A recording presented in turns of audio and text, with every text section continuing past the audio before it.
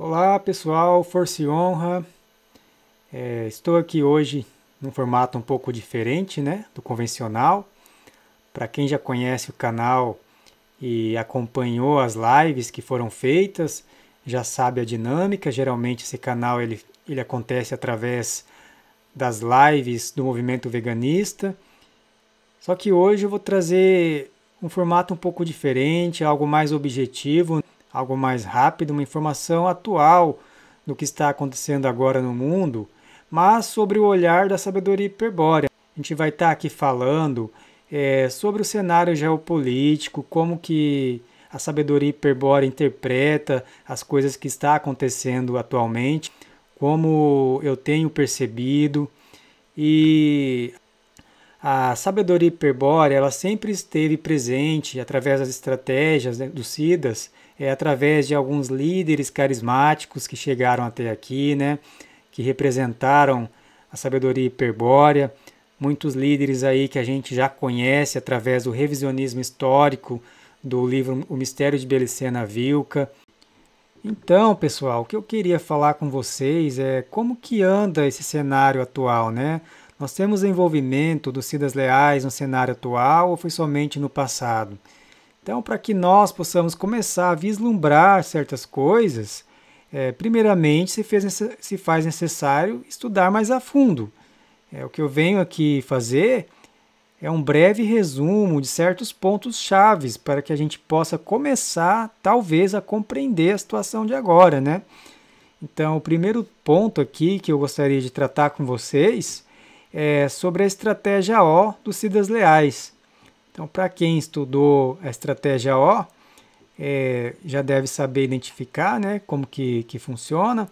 E para quem não estudou, eu sugiro estar lendo o Mistério de Belicena Vilca, que eu vou estar passando aqui o link na descrição desse vídeo, para que vocês possam acessar e poder estudar as obras de Luiz Felipe Moiano.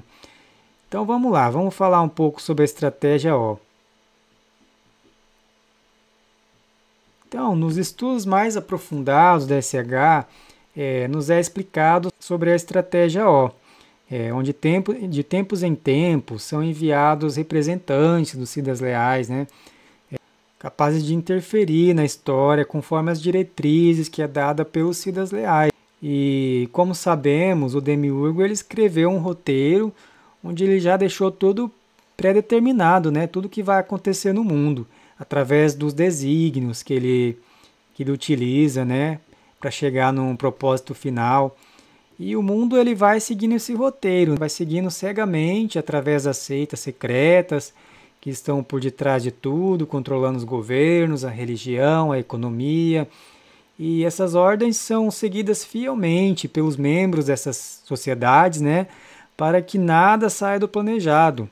E há todo um esquema estruturado que inclusive é mostrado dentro dos fundamentos da sabedoria hiperbórea. E porém, pessoal, o vida desperto, o homem espiritual, ele tem a capacidade de sair fora desses desígnios projetados pelo Demiurgo. O vida desperto, ele é capaz de criar a própria história, fora daquilo que o Demiurgo projetou, né, para a humanidade. Ele consegue agir através das capacidades do vril, né, que é o espírito, que é algo que está fora da programação dessa Matrix. E tem a ver com o espírito nosso, que todos nós temos. E em dados momentos, alguns homens eles despertam e eles chamam a atenção dos Siddhas.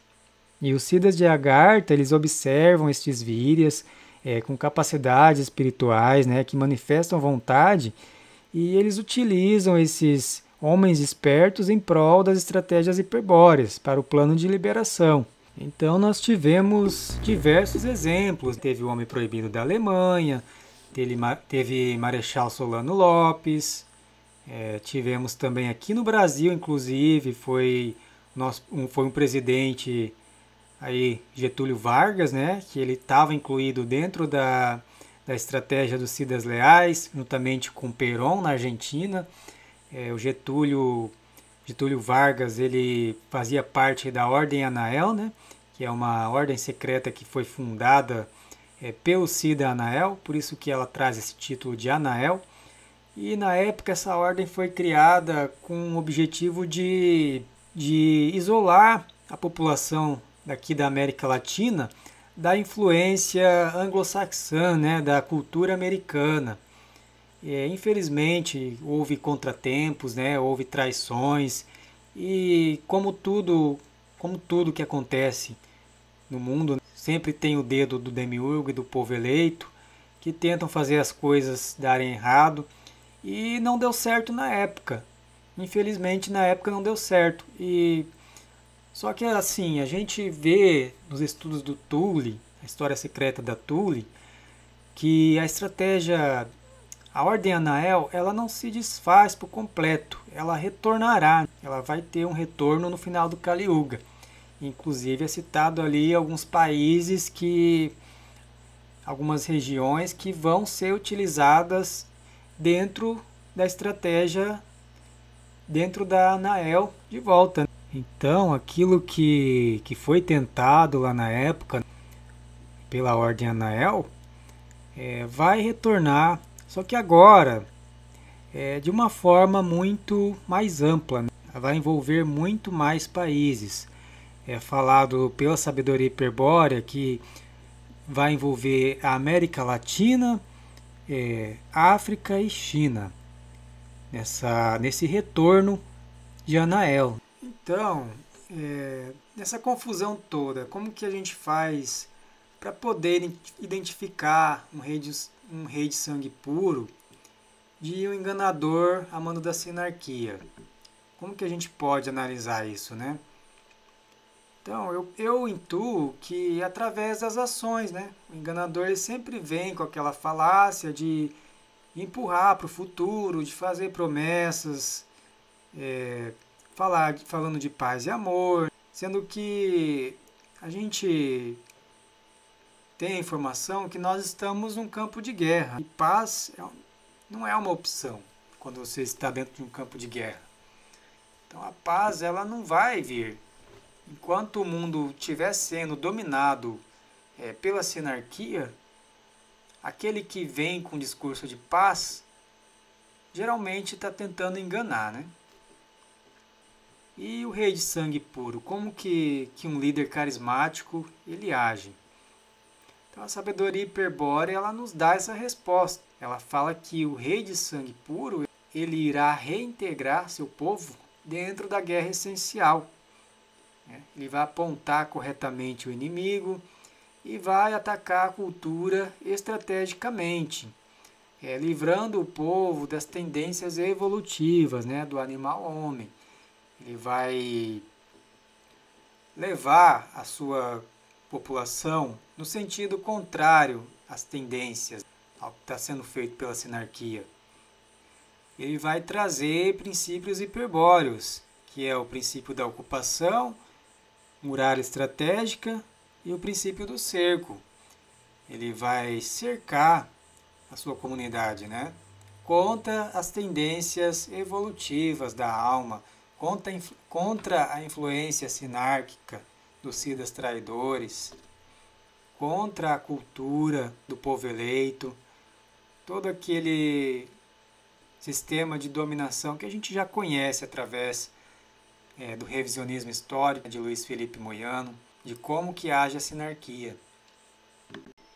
E outra característica também que a gente vê no rei, no líder carismático, é que ele vai trazer símbolos espirituais, né? Ele vai levantar estandartes, vai restaurar a ancestralidade do seu povo, ao invés de ficar projetando o povo para o futuro.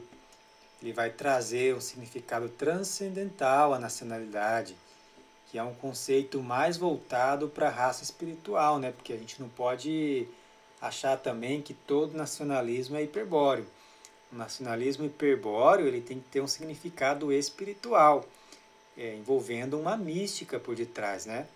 Porque existe também o pseudo-nacionalismo, né? Que é esse nacionalismo patriota, né? Sinárquico.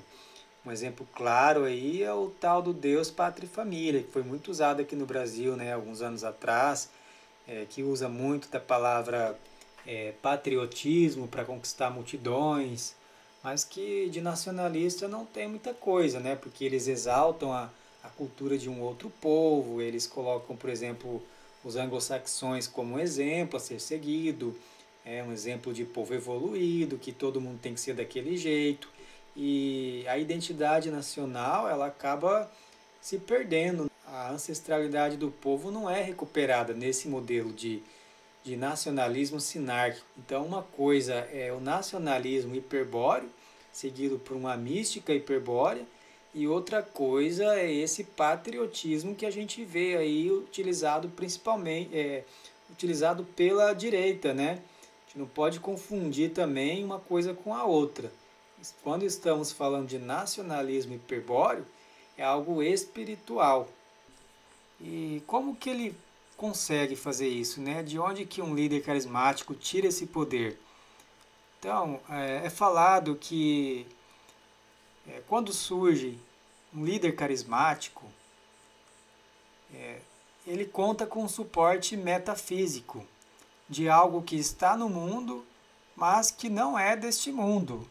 Ou seja, é chamado de grau, ou graal, né? É um objeto que tem a capacidade de provar ao homem a sua origem extraterrestre. Então é um objeto que é a pedra da coroa de Christus Lúcifer, é uma pedra de tropeço para o demiurgo e para os planos dele. Então essa foi uma forma assim bem resumida de apresentar a estratégia O dos Sidas Leais. E lembrando que quem quiser se aprofundar mais, leia as obras de Luiz Felipe Moiano, seguidas pelo Mistério de Belicena Vilca, a História Secreta da Tule Gesellschaft e os Fundamentos da Sabedoria Hiperbórea.